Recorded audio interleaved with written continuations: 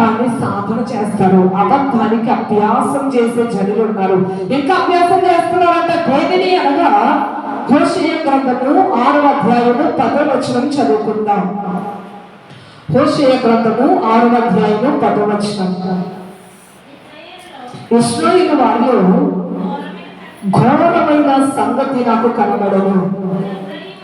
ఎఫ్రాయిమీయులు వ్యభిచార క్రియలను అభ్యాసము చేయుచున్నారు. ఈ లోకంలో కొంతమంది ఏం అభ్యాసం చేస్తున్నారు అనగా వ్యభిచార క్రియలను అభ్యాసం చేస్తున్నారంట. ఏం అభ్యాసం చేస్తున్నారో మొట్టమొదటిగా అబద్ధాల అభ్యాసం చేసే జనులు, రెండవదిగా వ్యభిచారములు అభ్యాసము చేసే జనులు. వ్యభిచారము అనగా దేవుడిచ్చినటువంటి భార్య కాక, దేవుడిచ్చినటువంటి భర్త కాక వేరొక రీతిగా వారి యొక్క శరీరాలను మలినం చేసుకోవడానికి, ఎలా చేస్తే నా శరీరం మలినం అవడానికి, పాపము చేయడానికి మార్గం దొరుకుతుందని ఆలోచన కలుగ చేసుకుంటారంట.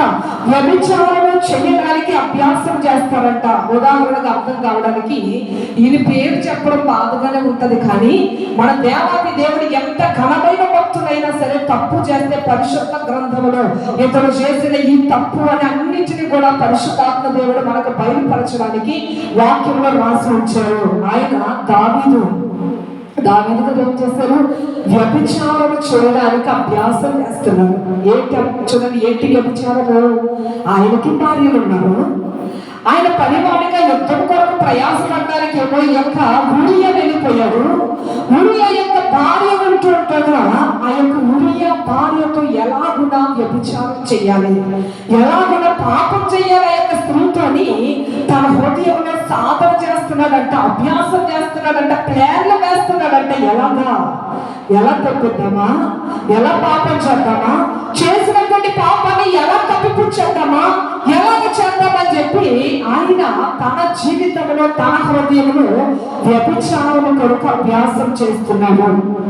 చూడండి, పరిశుద్ధ గ్రంథంలో వ్యభిచార కార్యల కొరకు సాధన. ఇంకా చూడండి, ఇంకొక వ్యక్తి ఉదాహరణ చెప్పాలంటే దావీదు యొక్క కుమారుడు అమ్నోను. ఈ యొక్క అమ్నోను తన సొంత సహోదరి అయినటువంటి చెల్లి అయినటువంటి తామారుతో వ్యభిచారం ఎలా చేయాలా అన్నటువంటి అభ్యాసం చేస్తున్నాడంట. యెహోవాదాబు అన్నటువంటి స్నేహితులు వచ్చి అడుగుతున్నాడు, అమ్నోను రాజకుమారుడు అయ్యింది, ఎందుకు నువ్వు ఎలా చిక్కుపోతున్నావు? నీ మనసులో ఉన్నటువంటి బాధ ఏంటి, వేదన ఏంటి అంటే సిగ్గు లేకుండా చెప్తున్నాడు ఈ యొక్క వ్యక్తి. నా చెల్లి అయినటువంటి తామారుతో నేను కార్యం చెయ్యాలని ఆశ కలిగి ఉన్నానంటే బుద్ధి లేదా అని చెప్పవలసినటువంటి స్నేహితులు ఏమంటున్నాడు తెలుసా? నువ్వెందుకు ఎంత బాధపడుతున్నావు? నీ తండ్రి దగ్గరికి వెళ్ళి నా చెల్లి యొక్క వంట తినాలని ఉంది, నా చెల్లితో వంట చేయించమని చెప్పు అని చాలా భయంకరమైనటువంటి పాపపూరితమైన ఆలోచన చెప్తుంటే, సాక్షాత్తు తన స్నేహితుడు ఏ మాట అయితే చెప్పాడో అదే మాట రీతిగా చెల్లితో వంట చేయించుకుని తినాలని చెప్తే, చెల్లె కదా, పరిశుద్ధమైన బంధం కదా, అన్న చెల్లెల బంధం యోగ్యమైనది కదా అని చెప్పి తండ్రి ఏం చేశాడు? అమ్మా అన్నయ్యకు వండి పెట్టమ్మా అని చెల్లిని విడిచిపెట్టి వెళ్ళాడు. అక్కడ భయంకరమైనటువంటి పాపం చేశాడు అమ్నోను. అది ఏంటి అనగా వ్యభిచార సంబంధమైనటువంటి అభ్యాసం. ఈ రోజుల్లో అభ్యాసాలు చేస్తున్నారమ్మా, క్షేమకరమైన దాని కొరకు కాదు, కానీ ఎలాగ అబద్ధమాడాలా అన్నటువంటి సాధన, ఎలా వ్యభిచారం చెయ్యాలా, ఎలాగ ఎదుటి వారి కుటుంబాలను కూల్చివేయాలా అన్నటువంటి అభ్యాసం చేస్తున్నటువంటి జనులు. ఇంకా చూద్దాం, మూడవదిగా చూడండి, మనుషులు చేసినటువంటి అభ్యాసం ఏమిటి అనగా హోషేయ గ్రంథము 7వ అధ్యాయము 1వ వచనం చదువుకుందాం. నేను ఇశ్రాయేలీయులకు స్వస్థత కలుగు చేయ తలంచుచుండగా ఎఫ్రాయిము చెడుతనము దోషము కనబడుతుంది. జనులు మోసమును అభ్యాసము చేయుదురు. చూడండి, జనులు ఏం చేస్తున్నారమ్మా? అభ్యాసం. దేని కొరకు అభ్యాసం అనగా మోసము చేయడానికి అభ్యాసం చేస్తున్నారంట. మోసం. చూడండి, మోసముకు ఉదాహరణ మీకు అర్థం కావాలని చెప్తున్నాను. సంసోను ఒక స్త్రీని ప్రేమించాడు. చూడండి, ఆ స్త్రీ ఏం చేసిందంటే సంసోనుని మోసం చేసింది. ఆమె ఏమంటుంది? అక్కడ ఉన్నటువంటి ఫిలిష్తీయుల దగ్గర నుండి డబ్బు తీసుకుంది. ఈ యొక్క సంసోను గుడ్డుగా ప్రేమించాడు, గుడ్డుగా నమ్మాడు ఆ యొక్క బెలీలను. అయితే ఈ యొక్క బెలీలా ఏం చేసింది అనగా అక్కడ ఉన్నటువంటి ఆ యొక్క ఫిలిష్తీయుల దగ్గర నుండి డబ్బు తీసుకుని ఒక ఒప్పందం చేసుకుని ఎలాగైనా సరే సంసోనుని నేను నీకు అప్పగిస్తాడు కనుక మాకు ఇంత ఇవ్వండి అని చెప్పింది. కొంత తీసుకుంది. ఇప్పుడు ఈయన చేయవలసినటువంటి పని ఏంటి? తనని ఎంతో ప్రాణంగా ప్రేమిస్తున్నటువంటి సంసోనును శత్రువులకు అప్పగించాలి. ఈమె ఏం చేసింది? మోసం చేస్తున్న సంసోనుని. ఎలాగంటే అడుగుతుంది, నీకు ఇంత బలం ఉంది కదా, ఎక్కడి నుంచి వచ్చింది నీకు బలము, నాకు చెప్పు చెప్పంటే ఆయన చెప్పట్లేదు. మరలా అడిగింది, మరలా చెప్పట్లేదు, మరలా అడిగింది. చూడండి, ఆయన చెప్పినవన్నీ కూడా అబద్ధాలని చెప్పి ఇక కోపగించినట్టుగా, బాధపడుతున్నట్టుగా, ఏడుస్తున్నట్టుగా రకరకాలైనటువంటి కార్యాలు చేసి ఆమె చూడండి, ఆమె సెంటిమెంటల్ గా బ్లాక్ మెయిల్ చేస్తుంది. ఏమంటుంది? నేనంటే నీకు ప్రేమ లేదు కదా, అందుకే కదా నువ్వు నాకు ఈ మాట చెప్పట్లేదు, నువ్వు నాకు అది చెప్పట్లేదు అని చెప్పి చాలా చాలా బాధాకరంగా విసిగిస్తుంది సంసోనుడి యొక్క దెలీలా. అలాంటి టైంలో ఈ యొక్క సంసోను ఆమె చేసినటువంటి మోసములో పడిపోయాడు. ఆమె అనుకుంటుంది, అయ్యో నేను ప్రేమించినాను కదా, ఆమె అడిగినప్పుడు నేను దాయడానికి ఏంటి కారణం, నేను చెప్పేద్దామని చెప్పి ఉన్న విషయం రహస్యం అంతా చెప్పేశాడు. నాకు బలం ఎక్కడుందో తెలుసా? నా దేవుడు నా యొక్క శిరస్సుల తలను వెంట్రుకలలో పెట్టాడు. నా దేవుడు నాకు బలము. ఆ బలం నాతో ఉన్నంత వరకు కూడా, దేవుడి యొక్క ఆత్మశక్తి నాతో ఉన్నంత వరకు కూడా ఎవ్వరు నన్ను ఏమి చేయలేరు. అది నా తల్లి గర్భంలో ఉండగానే నా దేవుడు నా మీద ఒక ఆలోచన కలిగి ఉన్నాడని అంతా కూడా చెప్తే, అవునా అని చెప్పింది. పుచ్చగించింది, నిద్రపుచ్చింది. నిద్రపుచ్చిన తర్వాత మోసపోయి హాయిగా నిద్రపోయాడు. నిద్రపోయి తెరిచేసరికి తలల మీద ఉన్నటువంటి ఆ యొక్క జడలన్నిటిలో కూడా కత్తిరించేసింది. ఇదే మోసం. ఈ రోజులో ఎలా మోసం చెయ్యాలన్నటువంటి అభ్యాసం. చూడండి, అభ్యాసం. ఆయన అంటున్నాడు, దైవజనుడు ఏమంటున్నాడంటే, అయ్యా నేను పై వాటి కొరకు నేను అభ్యాసం చేయట్లేదయ్యా, ఈ లోకంలో ఏదో ఏదో గొప్పగా అయిపోవాలని నేను అభ్యాసం చేయట్లేదు. నాకు తెలుసు, ఎందుకంటే ఇదంతా కూడా వ్యర్థమని నాకు తెలుసు కనుక లోకంలో ఉన్న పై వాటి అని నేను అభ్యాసం చేయట్లేదు. చూడండి, అసలు ఈ లోకస్తులు ఎలాంటి అభ్యాసాలు చేస్తారని మనం చూసాము. అబద్ధాలు అనడానికి అభ్యాసం చేస్తారు. వ్యభిచారం ఎలా చేయాలా, ఎలా పాపానికి సమయాన్ని అనుకూలపరుచుకోవాలా అన్నటువంటి అభ్యాసం చేస్తారు. ఇంకా మోసం చెయ్యడానికి అభ్యాసం చేస్తారు. ఇవన్నీ కూడా దేవుడికి వ్యతిరేకమైనటువంటి అభ్యాసము, దేవుడికి వ్యతిరేకమైనటువంటి సాధన. మరి ఈ లోకంలో అబద్ధాలు చూడండి సాధన చేసే వాళ్ళు ఉన్నారు, మోసాన్ని అభ్యాసం చేసిన వారు ఉన్నారు, వ్యభిచారం కొరకు అభ్యాసం చేసిన వారు ఉన్నారు. అసలు దేవుడు బిడ్డలమైనటువంటి మనము ఏమి అభ్యాసం చేయాలని దేవుడు కోరుకుంటున్నాడు? క్రైస్తవులమైనటువంటి మనము అబద్ధానికి అభ్యాసం చేయకూడదు. లోకంలో ఉన్నటువంటి పై వాటి కొరకు మనం అభ్యాసం చేయకూడదు. లోకంలో ఉన్న మోసపూరితమైన ఆలోచనల కొరకు మనం అభ్యాసం చేయకూడదు. లోకంలో వ్యభిచారం కొరకు మనం చూడండి అభ్యాసం చేయకూడదు.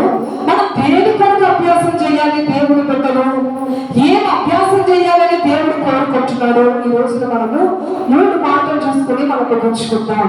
అసలు క్రైస్తవులు అభ్యాసంలో చేయవలసిన విషయాలు ఏంటి? చూడండి, మొట్టమొదటిగా అపొస్తలుల కార్యముల గ్రంథము 24వ అధ్యాయము 16వ వచనం చదువుకుందాం.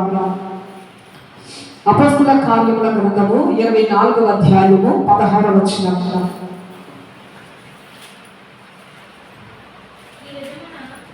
నేను దేవుని ఎడలను అక్కడ నుంచి చదివాను.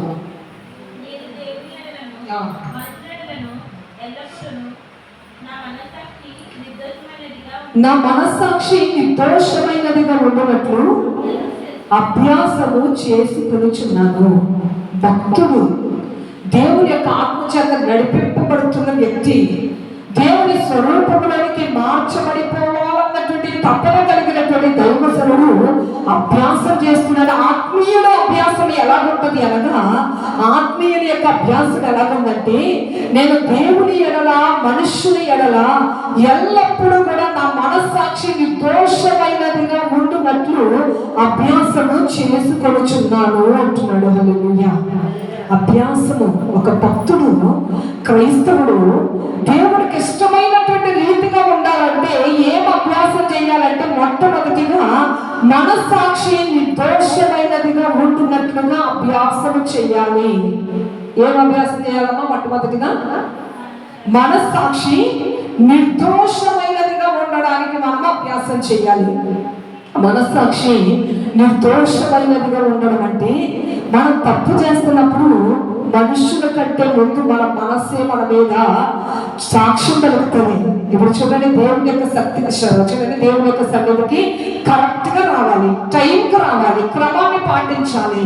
మనం క్రమాన్ని పాటించట్లేదు అనుకోండి, ఎవరో చెప్పడం కాదు, ఇక్కడ నిలవబడినటువంటి దైవ సభలు చెప్పక మునిపి నీ మనస్సు నీ మీద జ్ఞానారోపణ చేస్తుంది. ఏంటి ఎంత లేట్ అయిపోతున్నావు?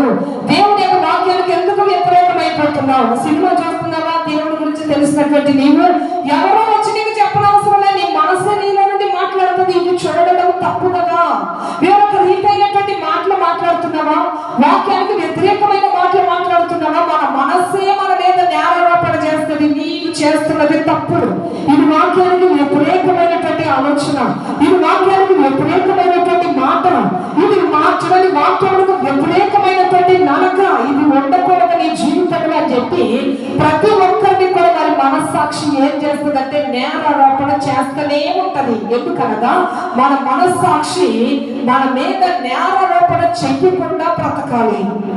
ఈరోజు ఎంతమంది అమ్మా సినిమా చూడకూడదు అనుకుంటున్నానండి, కానీ టైంకి చూసేస్తున్నాం.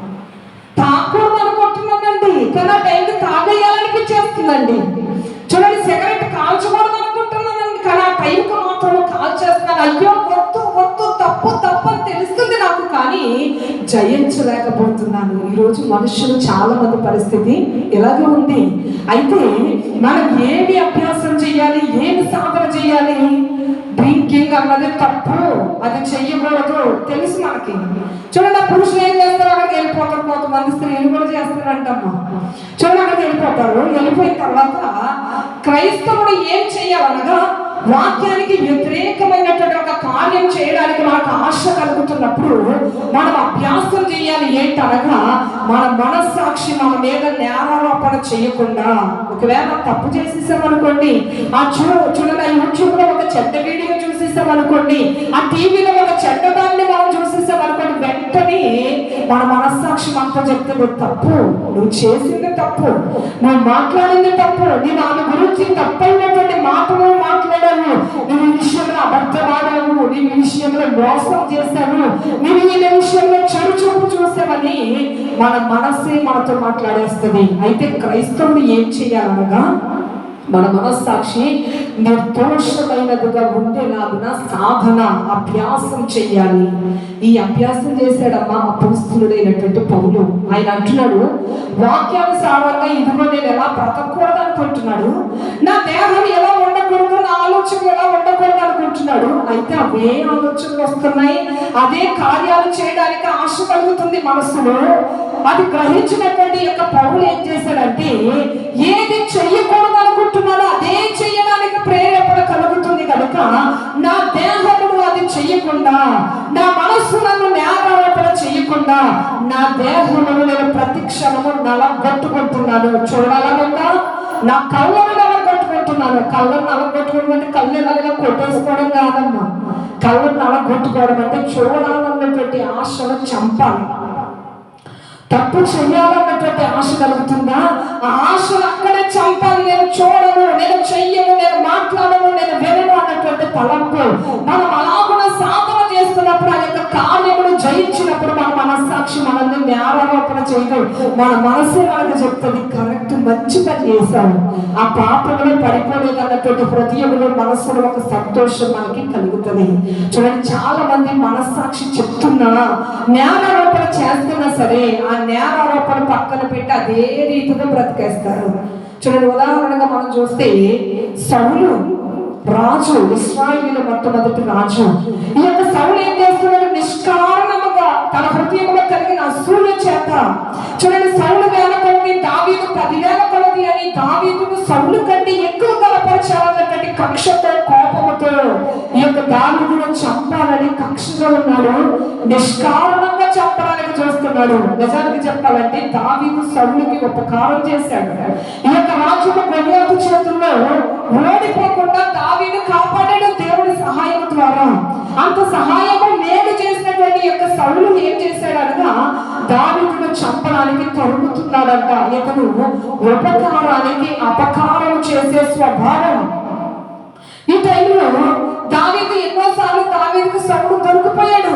దొరికిపోయిన జరుగుతున్నప్పుడు దావీదు మాత్రం ఏం చేస్తున్నాడు, అభిషేకించబడిన వ్యక్తిని నేను ముట్టకూడదని చెప్పి చూడండి, ఒక టైంలో వాటర్ బాటిల్ అవి తీసుకెళ్లి, రాజా నువ్వు చంపేయడానికి నాకు అధికారం అవకాశం వచ్చింది, కానీ నేను చంపాలని నాకు ఆలోచన లేదయ్యా, నేను చంపనయ్యా, ఎందుకంటే నేను నిన్నల్ని నీవు రాజువు, నాలాంటి వాడి కొరకు ఎందుకయ్యా బతుకుతున్నారు అని చెప్పి ఆయన యొక్క మంచి స్వభావాన్ని, దైవికమైనటువంటి స్వభావాన్ని దావీదు కనపరుస్తుంటుండగా ఈ సౌలు ఏమంటాడో తెలుసా, నాయనా నా కుమారుడా సౌలా, దావీదా, నేను నిన్ను చంపాలనుకుంటున్నాను కదా, నన్ను క్షమించు, నీవు నాకంటే యోగ్యుడు, నీవు నాకంటే ఉన్నతమైనటువంటి స్వభావం కలిగిన వాడవు, నీవు నాకంటే నీతి పరుడవు, నేను అయోగ్యుడు, నేను మంచివాడిని కాదని తన నోటితో తానే ఒప్పుకుంటున్నాడు. ఎందుకనగా తన మనస్సాక్షి తన మీద నేరం మోపుతుంది, నేను చేసింది తప్పు. దావీదు ఉపకారం చేసి అపకారం చేస్తున్నాను, ఏ తప్పు చేయలేనటువంటి నేను అపవాది చేత బంధింపబడి పీడింపబడుతున్నప్పుడు ఈ యొక్క దావీదు సితారా వాయిస్తుండగా నాలో ఉన్నటువంటి దెయ్యాలు పారిపోతున్నాయి. అలాంటి ఉపకారం చేసినటువంటి సౌలు దావీదును నేను చంపాలని చూస్తున్నానంటే నువ్వు చేస్తున్నది తప్పు తప్పని మనస్సాక్షి ప్రేరేపిస్తుంది. చూడండి, అప్పుడే పశ్చాత్తాపడేవాడు, మరలా నాయన నన్ను క్షమించాలేవాడు, వెళ్ళిపోయిన తర్వాత మరలా చెప్పడానికి చూసేవాడు. అతను ఏమయ్యాడు, మనస్సాక్షి నేరారోపణ చేస్తుండగా ఆ నేరారోపణ నుండి బయటపడకుండా, ఆ చెడ్డ కారణం నుండి బయటపడకుండా చూడండి సాధన చెయ్యలేదు. ఒకవేళ హృదయంలో అసూయ కలుగుతుందా, దావీదు గొప్పవాడు అయిపోతుంటే సౌలుకు హృదయంలో కోపం వస్తుందా, ఏం చేయాలి దేవుని యొక్క బిడ్డగా ఆయన ఆలోచన చేయాలి. మనస్సాక్షి నేరారోపణ చేస్తున్నప్పుడు ఆ మనస్సాక్షి దగ్గర నిర్దోషిగా ఉండడానికి సాధన చేయాలి. ఏం చేయాలి, ఆయన ఆశ కలుగుతుంది చంపాలని, ఏం చేయాలి, హృదయంలో ఆశ కలిగిన నేను చంపకూడదు, అతను ఏం తప్పు చేశాడు, దేవుడే కదా నన్ను రాజుగా నిలబెట్టాడు, ఆయనని రాజుగా నిలబెట్టినప్పుడు నేను అంటగించడానికి నేను ఎంతటి వాడిని, ఆయన ఉపకారం చేసే స్వభావము, ఆయన మంచివాడు కనుక దేవుడు మంచివాడిని హెచ్చిస్తాడు కనుక అలా జరుగుతుందని తన మనసుతో తాను చెప్పుకొని, తన హృదయ ఆలోచనలతో తాను చెప్పుకొని లోపల నుండి వస్తున్నటువంటి కక్షలు, అసూయము, చంపాలన్నటువంటి యొక్క ఆలోచనలు ఏం చేయాలి, అణిచివేసి తన మనస్సాక్షి నేరారోపణ చేయకుండా కాపాడాలి. కానీ అలా చేయలేదు, హృదయంలో ఆలోచన చంపాలని వస్తుంటే వెళ్ళిపోతున్నాడు, చంపేద్దామని ప్రయత్నాలు చేస్తున్నాడు. ఈ రోజున క్రైస్తవులమైనటువంటి మన జీవితాలలో ఒకవేళ దేవుని యొక్క వాక్యములకు వ్యతిరేకమైన ఆలోచనలు మన మనసులో వస్తున్నాయా, దేవుని యొక్క ఆలోచనలకు వ్యతిరేకమైనటువంటి తలంపులు వస్తున్నాయా, ఇవన్నీ కూడా వస్తున్నప్పుడు మనం ఏం చేయాలంటే మన మనస్సాక్షి మన మీద నేరారోపణ చేయకుండా ఎప్పుడు చేస్తుంది, మనం ఆ పాపం చేసేస్తే నేరారోపణ చేస్తుంది. అలా కాకుండా చెయ్యకుండా ఆగిపోయామనుకోండి, మన మనస్సాక్షి నేరారోపణ చెయ్యదు, మనల్ని మెచ్చుకుంటుంది, అమ్మా తప్పు చేయకుండా బాగానే కాపాడబడ్డా, దేవుని సన్నిధిలో యథార్థంగానే ఉన్నామన్నటువంటి సంతోషం మనకు కలుగుతుంది. క్రైస్తవులు అభ్యాసం చేయవలసింది ఏంటి అనగా మనస్సాక్షిని నిర్దోషమైనదిగా ఉండేటట్లుగా చూసుకోవాలి. మొట్టమొదటిగా ఏం చేయాలమ్మా, మనస్సాక్షి నిర్దోషముగా, నీవు దోషివి అని చెప్పి అధికారము. చూడండి, మనస్సాక్షి ఎంత మాత్రం కూడా మన మీద నేరాన్ని ఆరోపించకుండా మనం బ్రతకడానికి సాధన చేయాలి. వస్తాయి, కోరికలు వస్తాయి, అబద్ధం ఆడడానికో, చెడ్డ పనులు చేయడానికో, చెడ్డ వాటిని తలంచడానికి ఆలోచనలు వస్తాయి. కానీ మన పనులు గారు మనకు నేర్పిస్తున్నది ఏంటి అనగా నలగొట్టుకునే అనుభవం కావాలి. టీవీ చూడాలనిపిస్తుందా, సెల్ ఫోన్ చూస్తున్నప్పుడు యూట్యూబ్ చూడాలనిపిస్తుందా, నాకానుసారమైన వాటి వైపుగా నరకం వెయ్యాలని ఆలోచన కలుగుతుందా, వెంటనే దాన్ని కంట్రోల్ చేయాలి, ఆ ఆశను చంపాలి. చంపినప్పుడు మన మనస్సాక్షి మన మీద నేరారోపణ చెయ్యదు. హల్లెలూయా. క్రైస్తవులు చేయాల్సింది ఏంటంటే మొట్టమొదటిగా మనస్సాక్షి నేరారోపణ చేయకుండా మనస్సాక్షి నిర్దోషమైనదిగా ఉండేటట్లుగా మనము సాధన చేయాలి. ఇంకా రెండవదిగా క్రైస్తవులు అభ్యాసం చేసుకోవాల్సిన మరొక విషయం ఏంటి అనగా హెబ్రీయులకు రాసిన పత్రిక 5వ అధ్యాయము 13, 14 వచనాలు చదువుకుంటాం. హెబ్రీయులకు రాసిన పత్రిక 5వ అధ్యాయము 13, 14 వచనాలు. పాలు త్రాగు ప్రతివాడులో శిశువే కనుక నీతి వాక్య విషయంలో అనుభవం లేని వాడై ఉన్నాడు. వయస్సు వచ్చిన వారు అభ్యాసము చేత మేలు కీడులను వివేచించుటకు సాధకులు చేయబడిన జ్ఞానేంద్రియములను కలిగి ఉన్నారు కనుక బలమైన ఆహారము వారికి తగును. చూడండి, ఇక్కడ రాయబడినటువంటి మాట ఏంటంటే, వయసు వచ్చిన వారు అభ్యాసము చేత మేలు కీడులను వివేచించడానికి సాధకము చేయబడి, అంటే మనము ఏమి అభ్యాసం చేయాలి అనగా మేలు కీడులను వివేచించడానికి అభ్యాసం చేయాలి. ఏది మేలు, ఏది కీడు, ఏది మంచి, ఏది చెడు, ఏది క్షేమము, ఏది నష్టము అన్నటువంటి తెలుసుకోవడానికి మనము అభ్యాసము చెయ్యాలి. వివేచన కొరకు మనము అభ్యాసం చెయ్యాలి. ఇక్కడ ఏమంటున్నారు అనగా, పాలు త్రాగు ప్రతివాడు శిష్యుడే కనుక నీతి వాక్యము విషయంలో అనుభవము లేని వాడై ఉన్నాడు. చూడండి, పసిపిల్లలు పాలు త్రాగే ప్రతివాడు. ఇప్పుడు వాకానుసారంగా మనం మాట్లాడాలంటే, పాలు త్రాగే పిల్లలకి ఏమైనా తెలుస్తుందమ్మా? పాకే పిల్లలకి ఏమైనా తెలుస్తుందా? చిన్నగా అగ్గి ఉంటుంది, పెద్దవాళ్ళం కాబట్టి మనకు తెలుసు, పట్టుకుంటే కాలిపోతుంది. వెంటనే వస్తున్న బిడ్డని పక్కకి లాగేస్తాం, ఎందుకనగా కాలిపోతాడు బిడ్డ. నీరుంది పోతే పోనీ అనుకుంటామమ్మా, నీటిలో పడిపోతే చచ్చిపోతాడు, పెద్దవాళ్ళమైన మనకు తెలుసు కనుక నేల దగ్గరకు వెళ్తే తల్లిగా మనం ఏం చేస్తాం, వెంటనే తెచ్చుకుని లోపల పెట్టుకుంటాం. అయితే ఈ రోజున పసిపిల్లలు అనగా పసిపిల్లలకి ఏమి తెలియదు. ఒక అగ్ని కనబడుతుంది, అబ్బాయి ఎవరెవరు బాగుంది కదా ముట్టేసుకుందాం అనుకుంటాడు, కాలిపోతాడు.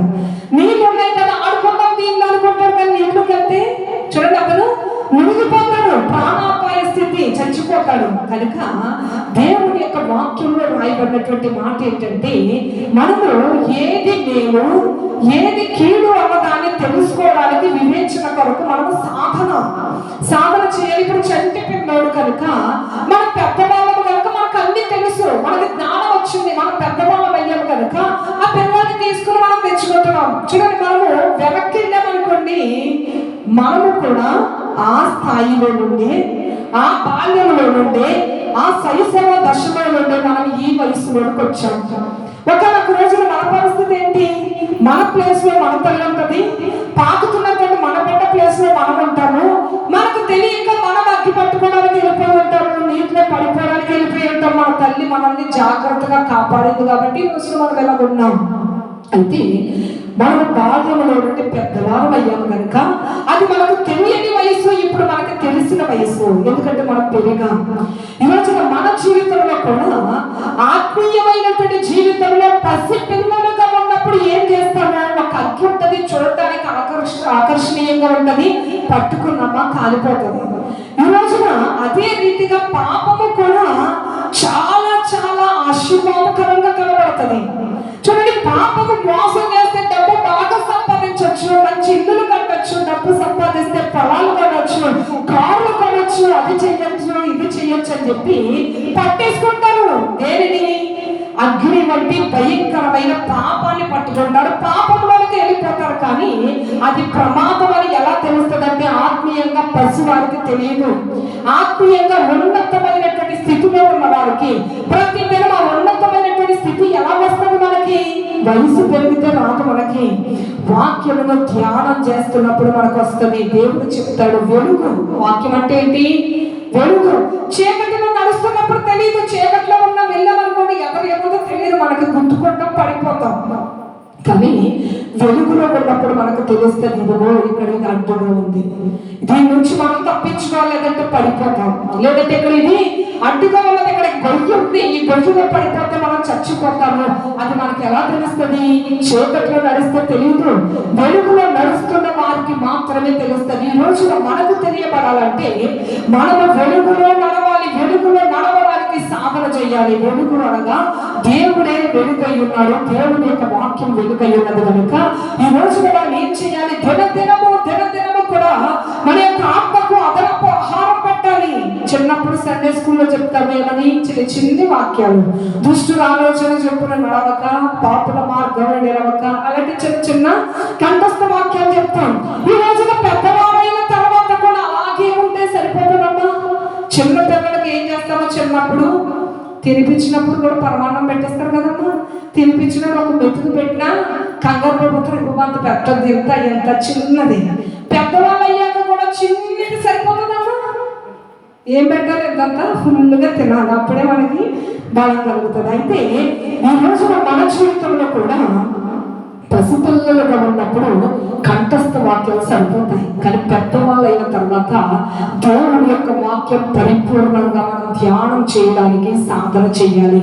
ఎప్పుడైతే వాక్యంలో ఎదుగుతూ ఉంటామో, ఎప్పుడైతే వాక్యంలో బలపడుతూ ఉంటామో, వాక్యం కొరకు మనం సాధన చేస్తూ ఉంటామో, ఆ యొక్క వాక్యం మనకు నేర్పిస్తుంది, మనల్ని పెద్దవారిగా తయారు చేస్తుంది. ఆ వాక్యం మనల్ని బలవంతులుగా తయారు చేస్తుంది. ఈ యొక్క బలం ఏం చేస్తుంది అనగా, ఈ బలము మనకి గ్రహింపునిస్తుంది, ఈ బలము మనకి బలాన్ని ఇస్తుంది. ఈ యొక్క వాక్యం మనకి బలాన్ని ఇస్తుంది కనుక ప్రతి దినము కూడా మనం వాక్యాన్ని ధ్యానం చెయ్యాలి. హల్లెలూయా.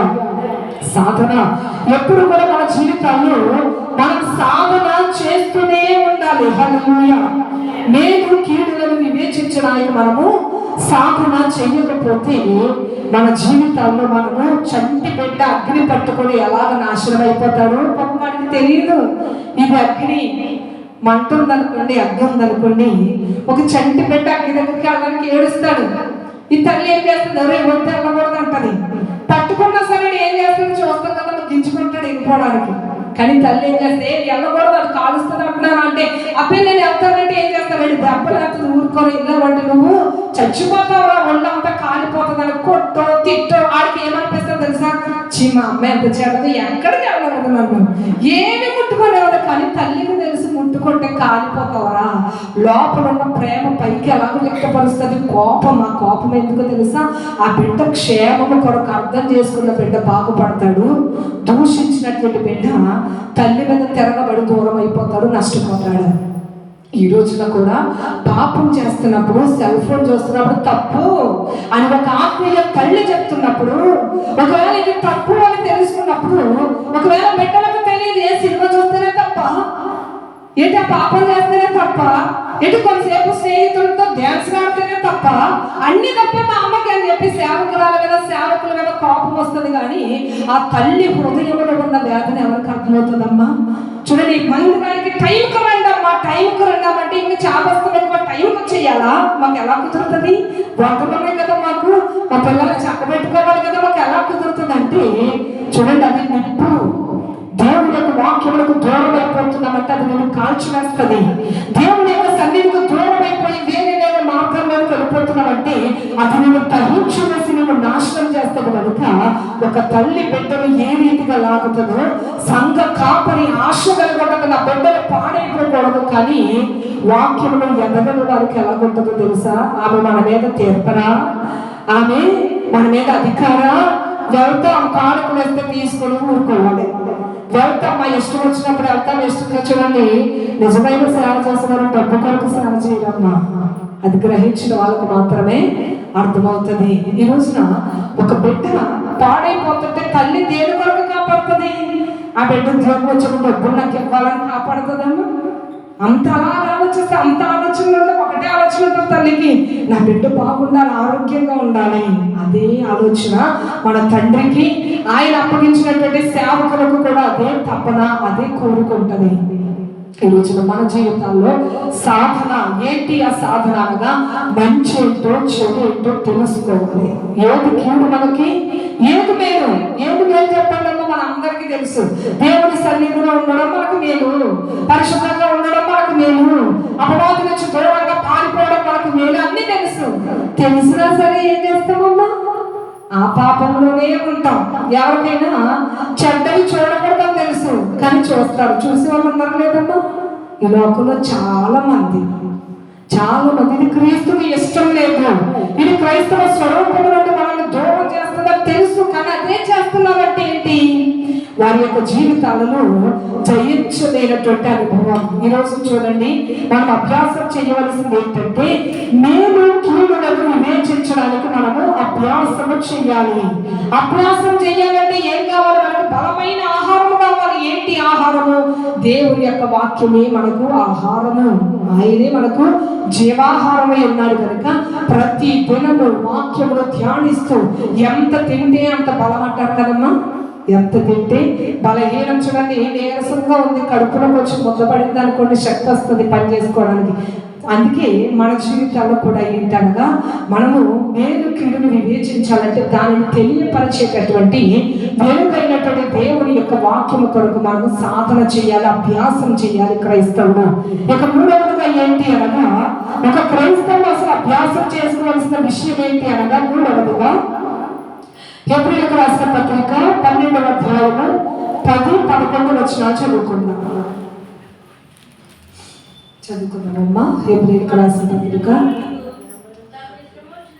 వారు కొన్ని దినముల మట్టుకు తమకిష్టము వచ్చినట్టు మనలను శిక్షించిరి గాని మనము తన పరిశుద్ధతలో పాలు పొందవలనని మన మేలు కొరకే ఆయన శిక్షించుచున్నాడు.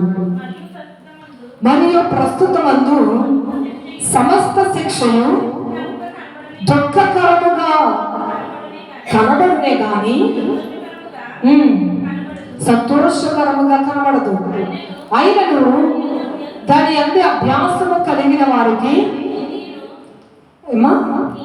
నీతియను సమాధానకరమైన ఫలం ఇచ్చింది. చాలా మూడవదిగా మనం అభ్యాసం చేయవలసింది ఏంటంటే ఇక్కడ రాయబడింది శ్రమ వస్తే ఇది మన మేలు కొరకే అని స్వీకరించడానికి మనం అభ్యాసం చేయాలి.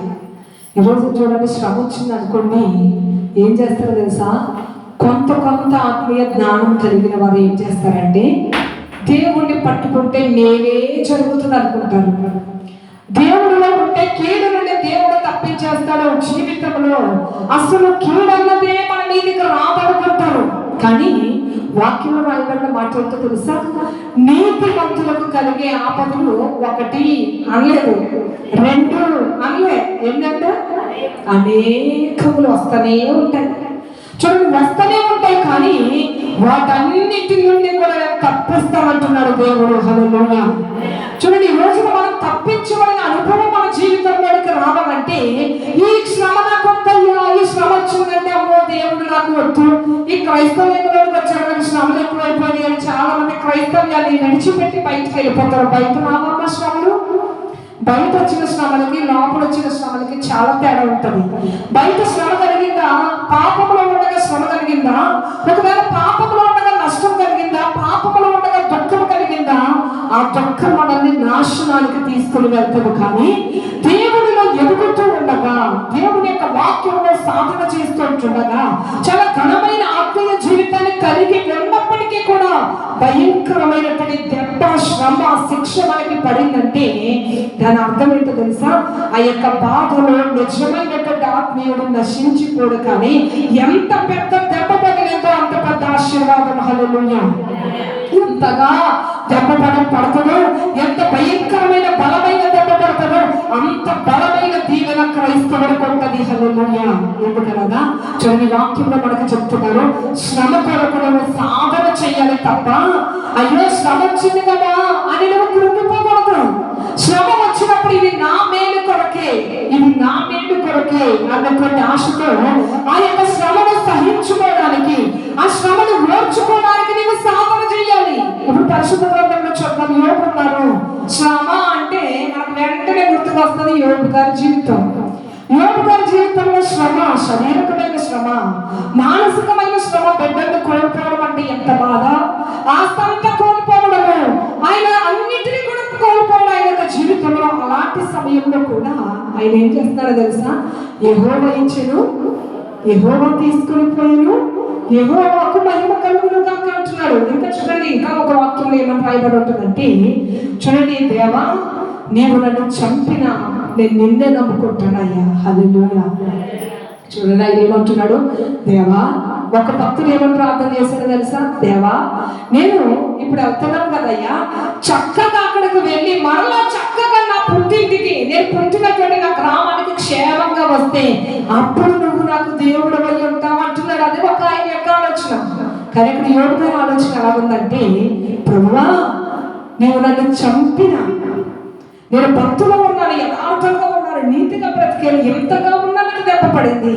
ఈ దెబ్బేంటయ్యా, చచ్చిపోయినా నేను నిన్నే నమ్ముకుంటానయ్యా, నాకు ఈ లోకంలో అవసరమైంది క్షేమమో సంతోషమో కాదయ్యా, నువ్వే నాకు కావాలి ప్రభు అని ఆయన అంటున్నా. నువ్వు నన్ను చంపినా సరే నేను నిన్ను విడిచిపెట్టనయ్యా మాటకి నేను అనుకుంటాను దేవాది దేవుడు కళ్ళ నీళ్లు తిరుగుంటాయి. హల్లెలూయా. ఎందుకనగా ఒక బిడ్డ మనం శ్రమ పడుతున్నామని తెలిసినా సరే నేను నిన్ను విడిచిపెట్టినమ్మా, నువ్వే నాకు కావాలమ్మా అంటే ఒక తల్లి ఉడకగలుగుతారా? ఒక తండ్రి ఉడకగలుగుతారు? కళ్ళ నీళ్లు జారుతాయి.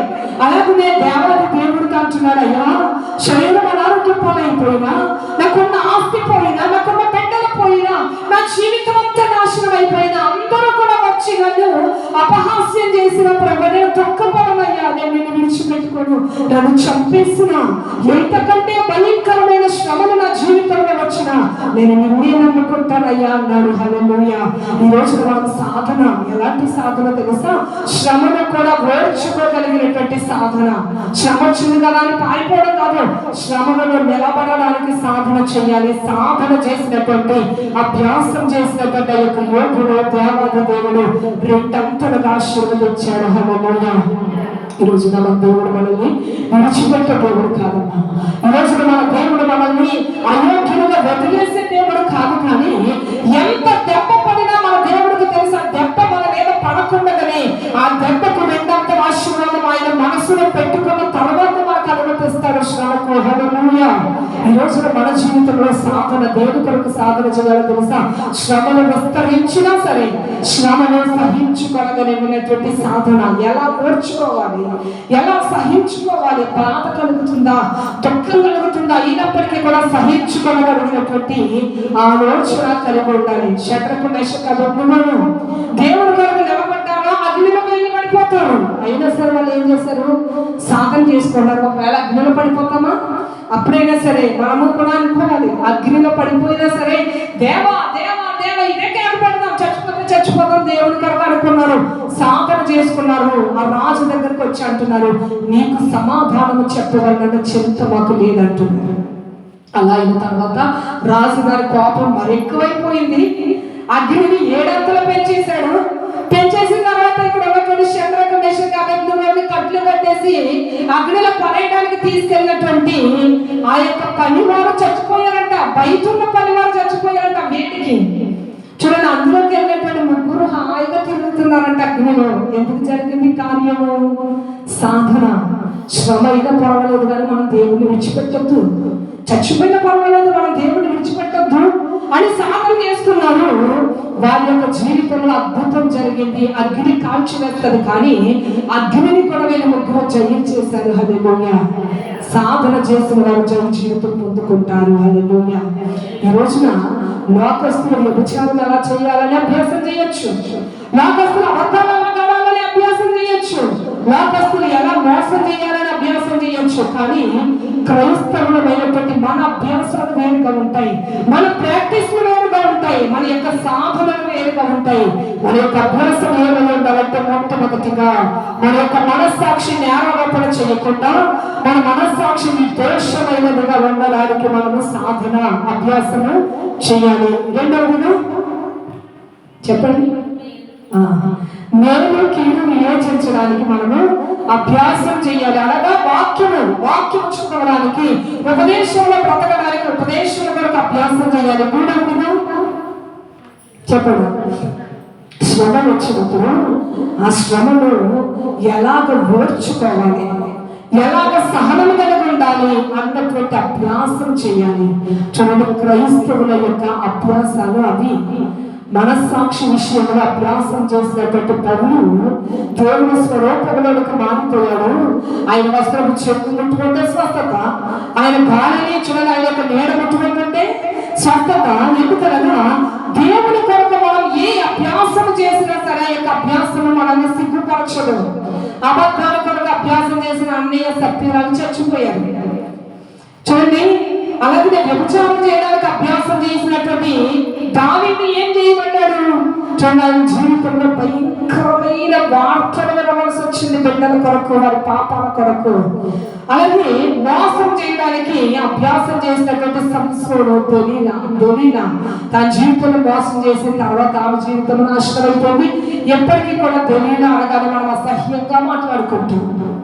అయితే సాధన చేయవలసింది నేరారోపణ చేయకుండా మన మనస్సాక్షి, అలాగే దేవుని యొక్క మేలు కీడులను యోచించడానికి మనము అభ్యాసం చేయాలి, శ్రమలను సహించుకోవడానికి అభ్యాసం చేయాలి. ఈ ఆత్మీయమైన అభ్యాసం చేసిన వారు ఘనతకెక్కుతారు. హల్లెలూయా. పరలోక రాజ్యంలో ఎంత కోట్లు ఇచ్చినా కూడా సంపాదించలేనట్టు పరలోక రాజ్యంలో ఫ్రీ టికెట్ ఉంటుంది మనకి. హల్లెలూయా. ఘనమైనటువంటి స్థానం ఉంటుంది. పరలోకంలో భవనాలలో మనం నివాసం చేస్తాము.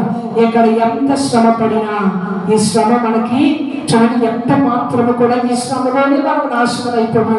ఈ శ్రమ కొంతకాలం మట్టుకే ఉంటుంది, కానీ చూడండి తరతరాలకు యుగయుగాలకు కూడా మాసిపోయినటువంటి నిత్య రాజ్యంలో ఘనమైనటువంటి స్థానంలో మనం ఉంటాం. అలా కాకుండా ఈ లోకంలో ఉన్నటువంటి చూడండి చిన్న విషయాలకు అభ్యాసం చేశామంటే మన జీవితాలు నాశనం అయిపోతాయి. కనుక దేవుడు మనతో ఈ రోజు మాట్లాడుతున్నాడు, నా ప్రియ సంఘమా మీరు అభ్యాసం చెయ్యాలని దేవుడు మాట్లాడుతున్నాడు.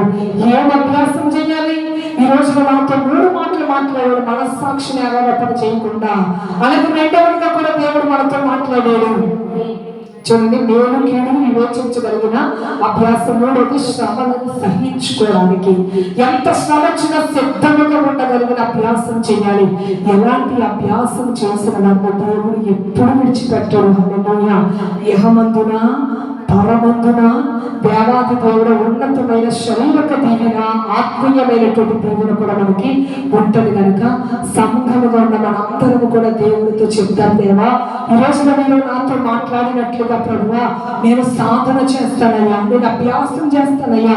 లోకంలో ఉన్న అబద్ధాల కొరకు అభ్యాసం కాదయ్యా, లోకస్తులలాగా మోసాల కొరకు అభ్యాసం కాదయ్యా, లోకస్తుల యొక్క వ్యభిచారం కొరకు అభ్యాసం కాదయ్యా. నేను అలా చేయనయ్యా, నీవు చెప్పిన మాటల ప్రకారం నేను అభ్యాసం చేయడానికి నన్ను నేను నీకు సమర్పించుకుంటున్నాను ప్రభువా అని ప్రతి ఒక్కరు కూడా ప్రార్థన చేద్దాం. అందరూ కూడా ప్రార్థన చేద్దాం. ప్రతి ఒక్కరు కూడా కళ్ళు మూసుకొని ప్రార్థనలో ఎక్కిపోచున్నాం.